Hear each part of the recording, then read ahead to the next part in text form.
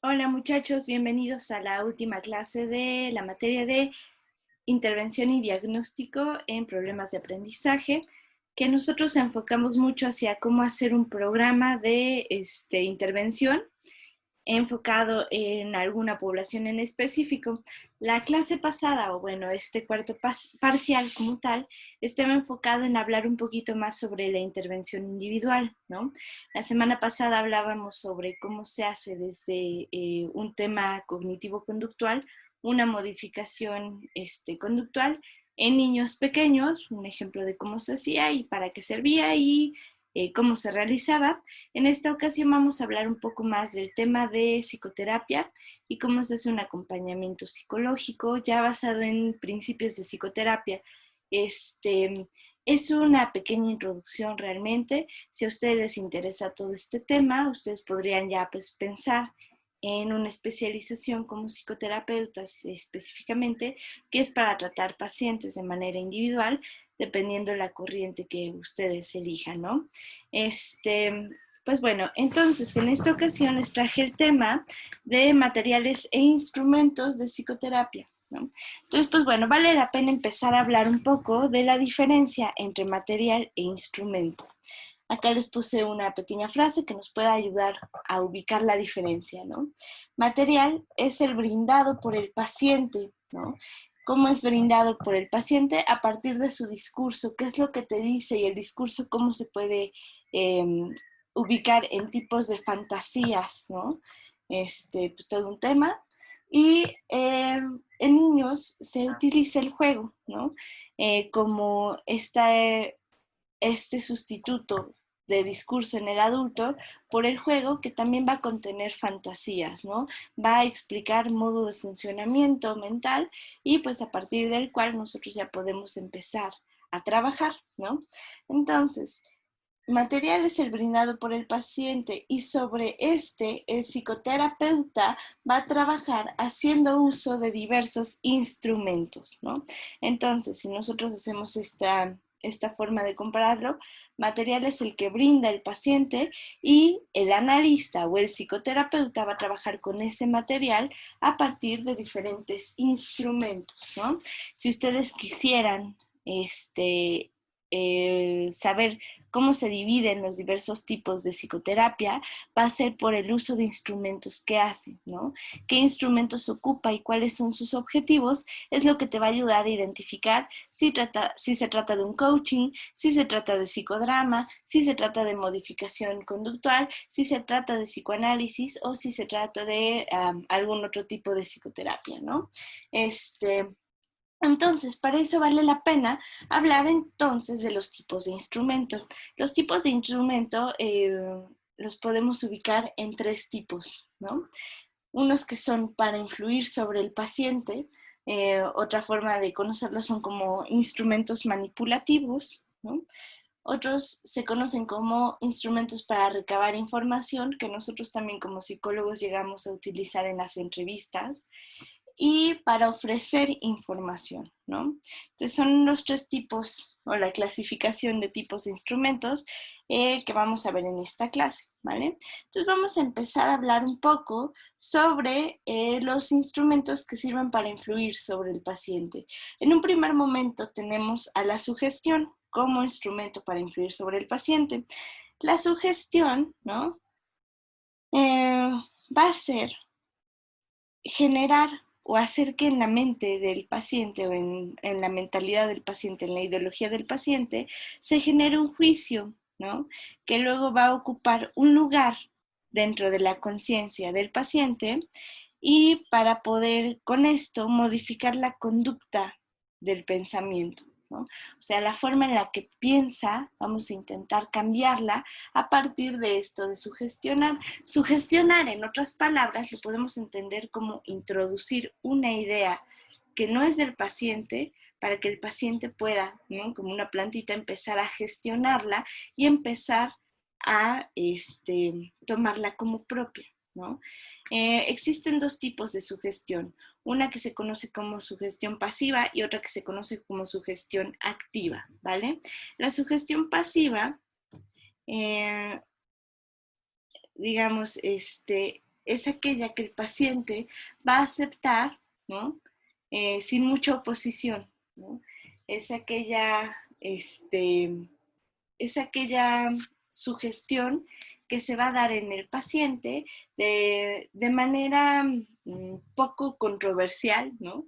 Que el paciente la va a tomar sin la noción, ¿no? De que es una idea puesta por el psicoterapeuta y va a poderse adueñar de ella porque, digamos, es una introducción, ¿no?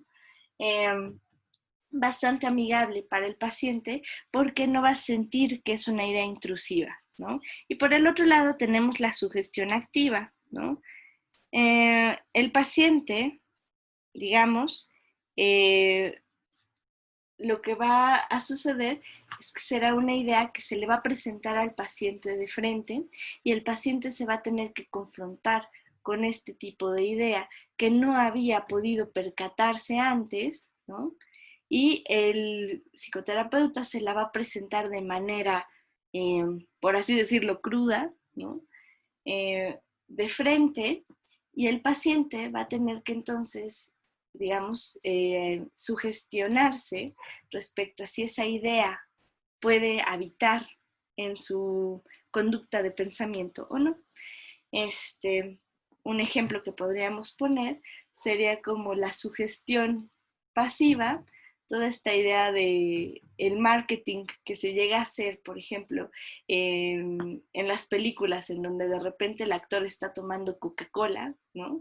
Y de repente nosotros vivimos como una idea propia el hecho de que nosotros se nos antoje una Coca-Cola, sin siquiera habernos dado cuenta de que nos estuvieron trabajando, ¿no? La sugestión de manera pasiva para nosotros pensar, claro, esto se me ocurrió a mí, ¿no?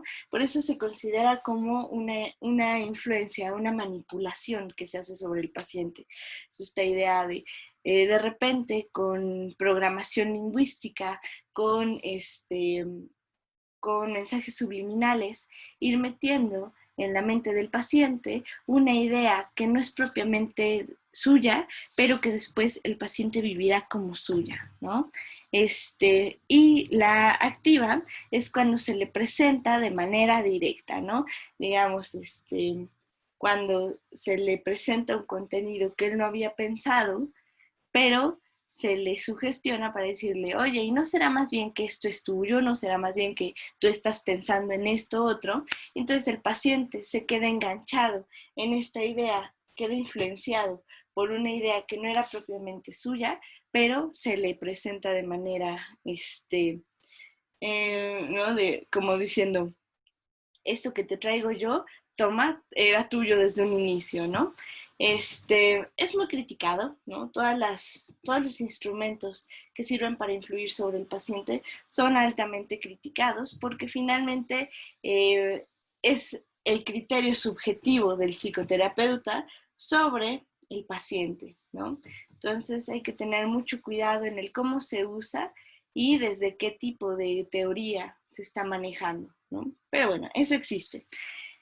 Por otro lado, ¿no? Tenemos el tema de la abreacción. La abreacción, ¿no? Podríamos pensarlo incluso hasta como un término más físico, eh, como, imagínense la piel, ¿no? Abrazar la piel, ¿no? En ese sentido, sería hacer una abracción, sería rascar y rascar y rascar hasta que la piel reacciona, ¿no? Entonces, de repente, la abracción puede presentarse como ronchitas, como laceraciones, ¿no? Un par de cortadas, y de repente va a expresar, ¿no? Ante una situación dolorosa, va a expresar qué es lo que está sucediendo, ¿no? Por ejemplo, podremos pensarlo como este cuchillo que llega a hacer abracción y lo que va a suceder con la abracción es que va a expulsar, ¿no? Entonces va a suceder de igual forma en la mente de la persona. Los temas que sirven como abreacción podrían ser hablar de temas que se sabe específicamente que al paciente les son dolorosos justamente para influir una respuesta de catarsis, ¿no? Es como se le conoce cuando de repente el paciente se desborda en cuanto a contenidos porque son temas que le van a doler, ¿no? Y entonces el psicoterapeuta va a rascar, ¿no? Y entonces los temas dolorosos van a generar en el paciente una reacción catártica que va a hacer que el paciente se desborde en cuanto a contenidos. Y pues bueno, digamos, es lo que llega a suceder de repente con los niños chiquitos, ¿no? Que el papá, ¿no? Molesta al niño pequeño, el niño pequeño empieza a llorar, ¿no? Descontrolado, por horas y horas hasta que llega un momento en el que se cansa y el cuerpo siente esa liberación, ¿no? Como depresión, porque ya lo pudo, ¿no? Sacar, pero sin ningún movimiento psíquico detrás. Simplemente fue abrir la llave para que toda la emocionalidad saliera. La persona lo va a sentir como un alivio, pero por este tema, ¿no? De liberar, pero no por el tema de mejorar, ¿no? Digamos, es como si de repente, eh, estuviera el problema de las lluvias, ¿no?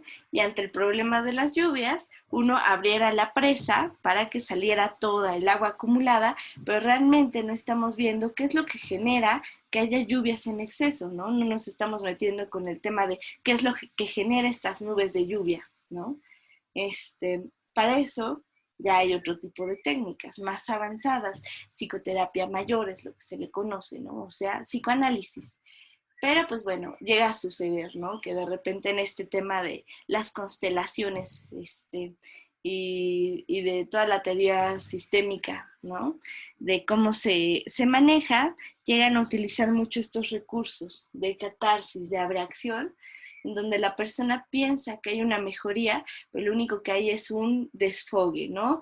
Una explosión de emociones que realmente no llega a ninguna resolución y no llega a un cambio intrapsíquico permanente y operativo, lo único que permite es una liberación, ¿no?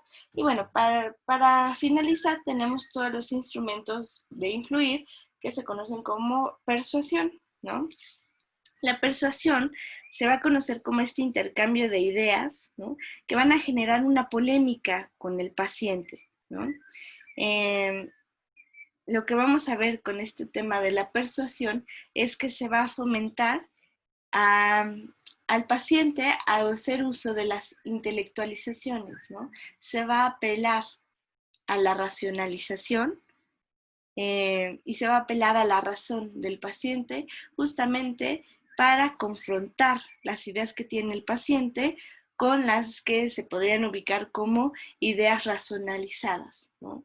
Entonces, digamos, el tipo de terapias que llegan a utilizar la persuasión son algunas modificaciones conductuales que se tratan, por ejemplo, en las fobias, ¿no? Que lo que se hace es tratar de persuadir al paciente a través de la razón que no hay de qué temer a las arañas, a los espejos, a salir a la calle, ¿no? Entonces, digamos, la persuasión lo que trata de hacer es, haciendo uso de contenidos racionalizados, un cambio, ¿no? En la mentalidad del paciente de manera intelectualizada. Pero intelectualizar no es lo mismo a trabajar una idea, a desarrollarla, a poder entender una ansiedad de manera más profunda, ¿no? Intelectualizar justamente lo vamos a vivir como eso, como entender de una manera superficial el problema para justamente no contactar con lo afectivo, ¿no? Entonces, por eso son altamente criticadas este tipo de instrumentos que sirven para influir sobre el paciente, ¿no? Porque se podría pensar como remedios temporales, ¿no? Algo que puede generar en el paciente un cambio momentáneo, pero vamos a ver que el discurso y la mentalidad y la forma de producir material no ha cambiado en lo absoluto, ¿no? Después pasemos ahora a los tipos de instrumentos que sirven para recabar información. En los que están como recabar información tenemos en primer nivel la pregunta, ¿no? Acá lo que vamos a ver como la pregunta es el acto directo de preguntar respecto a temas que el terapeuta va a considerar importantes. Acá hay una línea muy delgada, ¿no? Entre nosotros hacer un trabajo con la intención de trabajar el material del paciente, dependiendo del objetivo que se trate de alcanzar en cada tipo de psicoterapia, y por otro lado, la doble intención que se podría ubicar como el morbo del mismo psicoterapeuta, ¿no? Esta es una línea muy delgada, realmente parece muy sencillo decirlo así, ¿no? Cuando es en favor del paciente y cuando se está utilizando a partir del morbo, ¿no? Del psicoterapeuta. ¿Por qué? Porque lo que va a suceder acá es que al ser seres humanos, de repente vamos a contactar con el mismo tipo de angustia de los pacientes. Y nosotros, si no llevamos un proceso psicoterapéutico adecuado, lo que va a terminar pasando es que nos vamos a aliar con el sistema defensivo del paciente y de repente va a ser mucho más fácil empezar a hablar, ¿no? Del morbo, de cómo fueron los detalles de ciertas situaciones en lugar de lo que produce psíquicamente, ¿no? Esta es una forma muy, muy común, que de repente solemos perdernos en el detalle en lugar de poder profundizar en el afecto, ¿no? La diferencia entre afecto y detalle radica en que este, eh, el detalle va a ser descriptivo, el afecto va a ser emotivo, ¿no?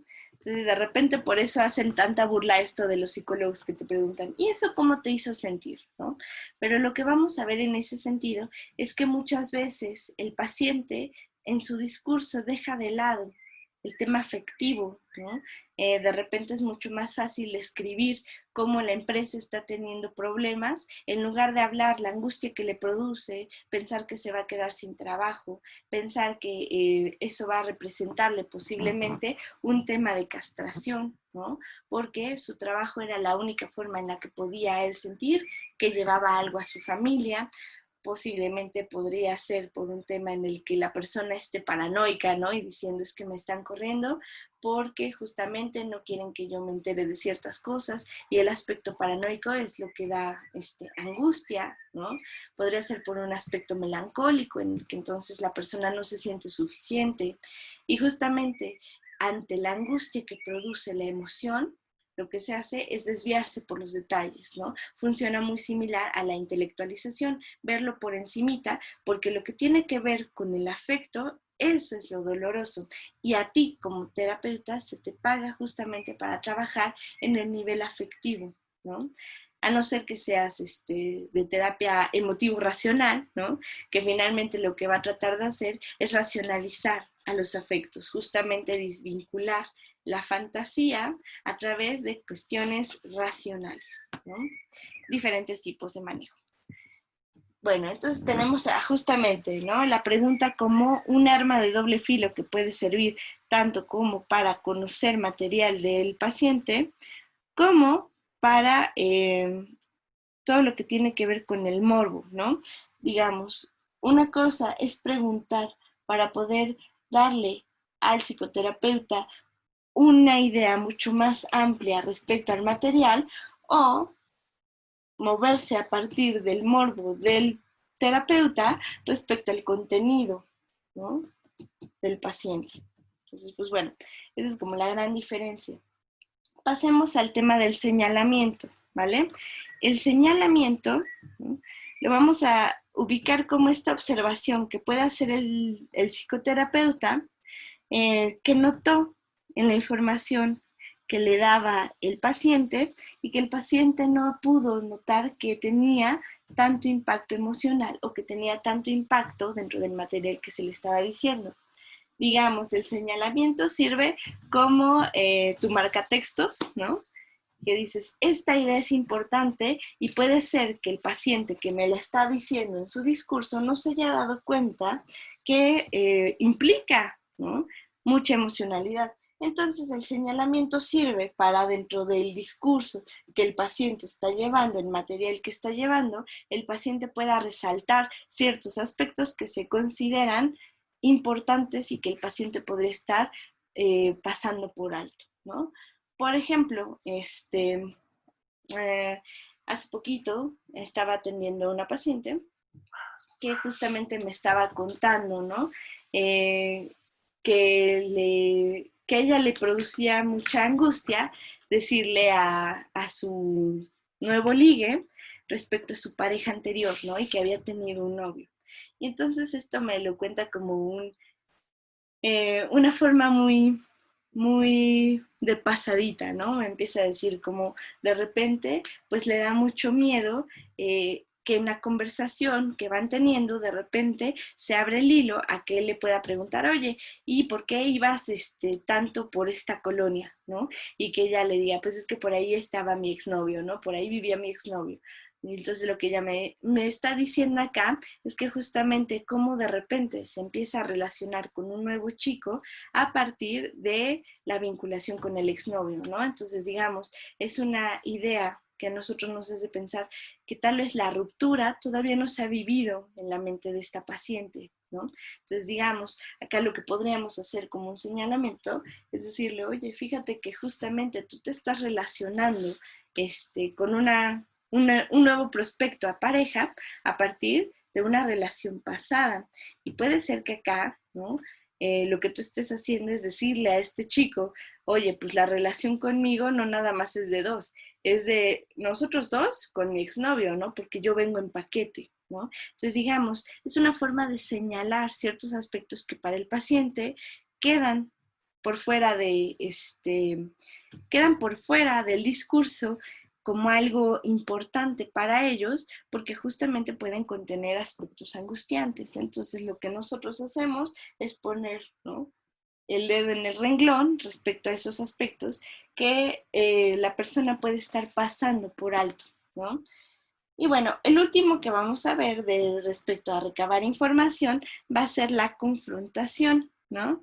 Entonces, la confrontación se va a entender como la capacidad para poner atención en el material del paciente para que cuando se muestren contradicciones en el discurso, uno pueda mostrar ambas, ambas ideas contrapuestas, ¿no? Y generarle cierto dilema al paciente, ¿no?, respecto a la contradicción que está presentando.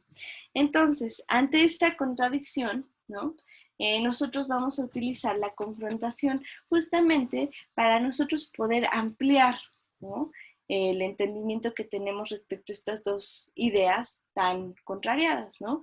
Por ejemplo, con esta paciente que yo les cuento, podríamos hablar qué contradicción intentar hacer una nueva relación, ¿no?, pero traer el lastre del exnovio, ¿no? Entonces, digamos, ahí hay una confrontación, ¿no? Oye, no me estás diciendo que tú quieres salir con este nuevo chico, ¿por qué en la mente te ronda tanto la idea del exnovio, ¿no? Entonces, digamos, ahí se abre un camino confrontativo para el paciente respecto a dos ideas contrarias que nos puede ayudar a ampliar información respecto a esto que nos parece contradictorio, ¿no? Por ejemplo, también podría suceder que en la entrevista el paciente te esté diciendo, es que, por poner un ejemplo, mi papá es un bueno para nada, ¿no? Es alguien que no aporta nada a la casa, y yo nunca lo veo. Ay, ¿por qué nunca lo ves, no? Ah, pues porque tiene su negocio y siempre se lo dedica a su negocio y nunca está con nosotros. Y uno podría decir, no, que no hacía nada, ¿no? Entonces, digamos, esta idea podría confrontar al paciente con la idea tal vez de que el papá está devaluado y lo que realmente el padre puede hacer está rebajado y nada más se puede eh, reducir a una única dimensión, ¿no? Que mi papá es un papá natas. Cuando después, ¿no?, podríamos trabajar ese material para poder decir, no será más bien que el que se siente así eres tú y lo tienes que aventar hacia tu padre porque tú eres quien no tolera sentirse así en ese papel disminuido. No sé, habría que ver, ¿no? Pero eso ya, digamos, es un instrumento más avanzado, pero que requirió previamente recabar información, ¿no? Entonces la confrontación puede ayudar a esto. Y bueno, pasemos al último tipo de instrumento que tiene que ver con ofrecer información. Son igual tres tipos de instrumentos, ¿no? Para ofrecer información, en primer momento tenemos la herramienta de informar, ¿no? Informar en este sentido lo que se hace es poderle brindar información al paciente que le podría ser útil y que el paciente desconoce. Esto se tiene que hacer con mucho cuidado porque finalmente no es enseñarle teoría al paciente, ¿no? Sino que informar tiene que ver con una dimensión en donde podría pasar que el paciente esté pasando por alto temas importantes, ¿no? Por ejemplo, de repente el paciente que llega a consultarte porque le empezó a salir un salpullido, ¿no? Y entonces uno dice, claro, las cuestiones psicosomáticas, ¿no? Pueden influir, ¿no? De una manera en la que la emocionalidad, al no poder pasar por la palabra, se está expresando a partir del cuerpo. Pero uno puede tener en cuenta que no nada más los salpullidos te pueden salir por una cuestión emocional que no está pudiendo ser tolerada, sino que también podría ser por una reacción alérgica a un tipo de crema, a algo que se comió, o por una cuestión genética, ¿no? Que podría llegar a suceder en la piel. Entonces, informar al paciente en este sentido sería decirle, sería bueno que tú pudieras consultar a este médico especialista, ¿no? A la par de que nosotros podemos seguir trabajando, que de la emocionalidad se conecta con el cuerpo en ese sentido, pero que también se requiere, ¿no? De poderle decir, oye, pues también valdría la pena, ¿no? Que te fueras a checar al médico. Esa es la parte de informar, ¿no? De repente esta idea, ¿no? De la contingencia y que el paciente te diga, bueno, ¿y por qué no podemos estar en consultorio tomando las sesiones? Y uno le puede informar, ¿no? Decirle, mira, las cuestiones sanitarias son las siguientes, ¿no? Y pues por una cuestión de protección, tanto tuya como mía, como de los demás pacientes, ¿no? Pues no podemos seguir las sesiones las sesiones cara a cara, ¿no? Y esa es la parte de informar. Y después se puede trabajar respecto, pero tú qué piensas de eso, ¿no? ¿Cuál es la fantasía que a ti te venía detrás de, ¿no? Una cosa es estar a partir de los datos reales que se viven día con día y que tienen que ver con una realidad objetiva a partir de la cual se le puede informar al paciente, ¿no? Cuando se cree que es pertinente, y la otra es únicamente pasársela a partir de información que se considera objetiva y poder pasar, ¿no? De repente de nuestro objetivo de hacer eh, un uso de la información como algo que puede brindarle información al paciente a como algo que podría de repente llegar a sugestionarlo o a algo que podría hacer que la persona llegue a racionalizar, ¿no? Es diferente. Acá lo que vamos a ver es que el paciente no cuenta con esta información. Entonces nosotros la podemos brindar justamente para poder ampliar la percepción, ¿no? Por otro lado tenemos el esclarecimiento. El esclarecimiento se ocupa cuando el entendimiento, ¿no? Y la comunicación entre paciente y psicoterapeuta está alterada, ¿no? Cuando de repente, digamos, el paciente se queda con una idea contraria o por otro lado opuesta a lo que el psicoterapeuta trataba de expresar o a lo que el psicoterapeuta estaba informando. Entonces el esclarecimiento lo que trata de hacer es disminuir, ¿no? Esa brecha del malentendido que se puede generar. Y por último, ¿no? Se las puse en otro color porque esta es la única herramienta, ¿no? O instrumento que se llega a ocupar en psicoanálisis, la interpretación. La interpretación tiene que ver con el uso de la asociación libre respecto a los representantes que el paciente va haciendo, ¿no? Para nosotros poder hacer, ¿no? de esta asociación libre una, una síntesis de estos elementos que el paciente va presentando respecto a la cadena asociativa y nosotros poderle ayudar a dar un nuevo significado a la experiencia, ¿no? Entonces tiene muchas características, ¿no? Tiene que ser veraz, por ejemplo, tiene que ser desinteresada, ¿no? No se tiene que mover con aspectos del propio analista, sino que tiene que ir a partir, ¿no?, del objetivo de generar conocimiento en el paciente respecto a sí mismo, ¿no? Y tiene que ser oportuna, tiene que ser pertinente. Es todo un tema respecto a cuándo se hace cada interpretación y cómo se hace, porque acá respecto a las interpretaciones no importa tanto si es un aspecto verdadero, sino el por qué se dijo y cómo se dijo, ¿no? ¿Cuál fue el razonamiento detrás del analista para poderle decir eso al paciente, ¿no? Entonces, digamos, no hay una interpretación correcta, sino que hay una forma de construir la interpretación tanto de manera teórica como con el material que está presentando el paciente, ¿no? Entonces es un trabajo un poco más complejo porque implica estudio teórico, implica propio análisis e implica supervisión del caso, ¿no? Entonces, digamos, es la triada respecto a lo que se necesita para uno poder interpretar. Entonces, digamos, ¿no?, aquel que piensa que puede hacer psicoterapia sin haberse atendido está pues jugando, ¿no? Digamos, es como un niño pequeño jugando a tener sexualidad cuando realmente se está masturbando, ¿no? Digamos, es una masturbación mental que tú pienses que sin estudio, sin analizarte y sin supervisar con alguien que sepa más que tú respecto a los casos, tú puedes dar psicoterapia, es digamos, es un juego de niños, ¿no? Porque es mucho más complejo que eso, porque acá se juega, ¿no?, el tema de la omnipotencia y narcisismo del psicoterapeuta contra el hecho de lo que puede realmente ayudar a un paciente, ¿no? Porque el paciente te podrá decir, realmente me ayudó mucho, pero porque me ayudó a expulsar contenidos, cuando realmente, ¿cuál es el objetivo, ¿no?, de la psicoterapia? ¿Qué es lo que persigue cada tipo de atención que se le da, ¿no?, al paciente, y a partir de qué teoría, ¿no?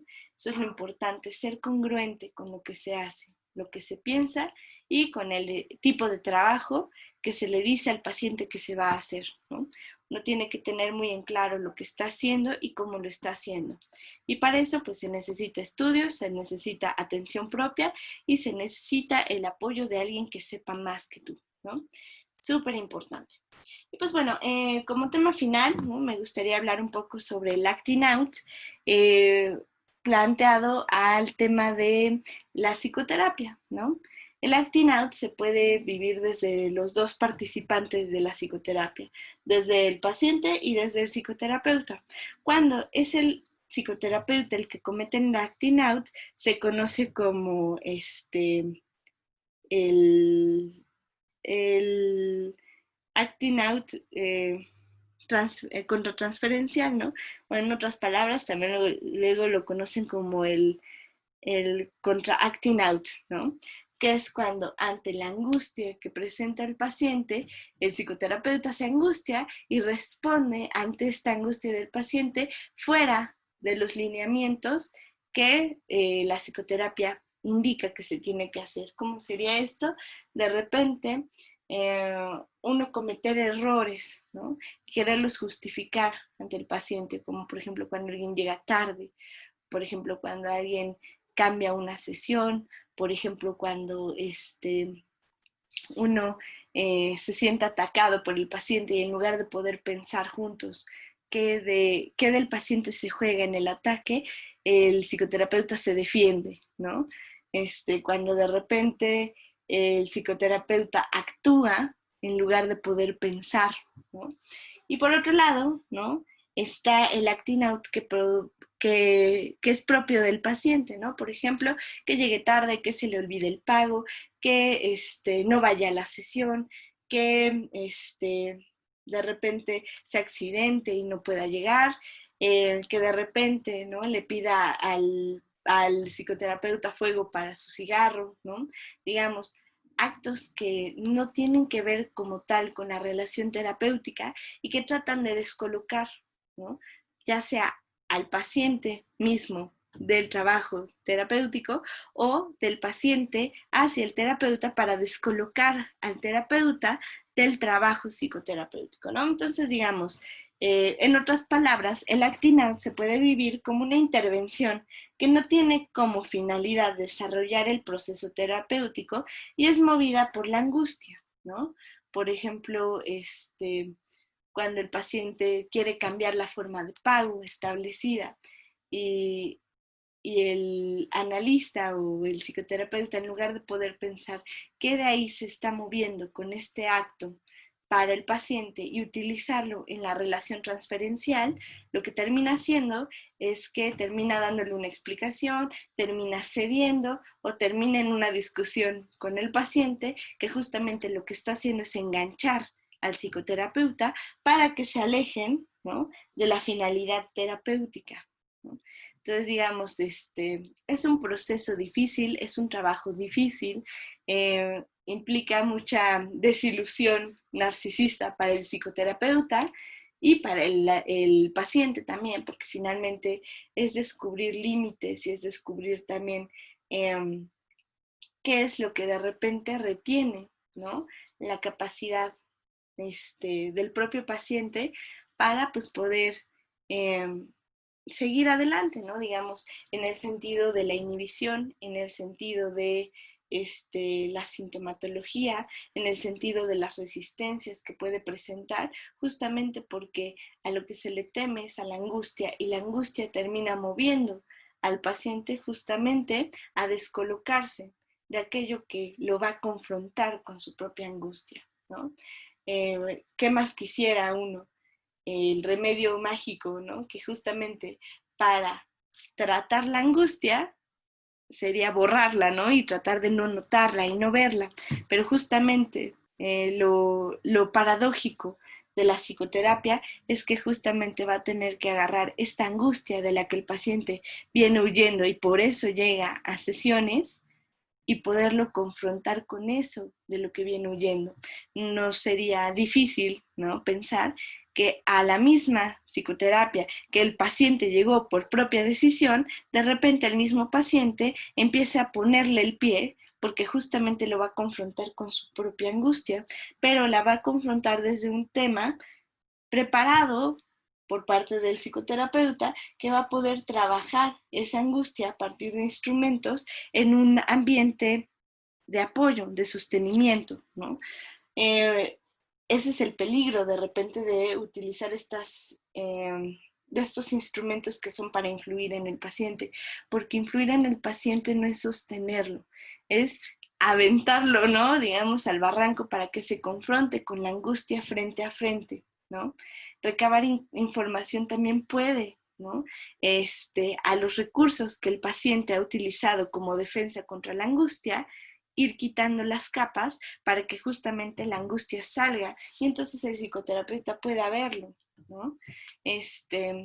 Las técnicas para sostener al paciente cuando se confronte con la angustia son otro tipo de instrumentos que se llegan a utilizar en psicoterapia. Es un tema mucho más amplio, ¿no?, que tiene que ver con la capacidad de sostener, aliviar la ansiedad sin el hecho de ocultarla, porque justamente lo que queremos es poder manejar cierto grado de ansiedad, de angustia, para poder trabajar con ella sin que se desborde, ¿no? Entonces, es justamente por eso un trabajo tan difícil, porque trabajamos con estar, ¿no?, sacando constantemente ansiedad, angustia del paciente de una manera moderada, que tiene que ver con tiempos también respecto a la capacidad que tiene el paciente previa al tratamiento psicoterapéutico y que se va construyendo con el proceso psicoterapéutico.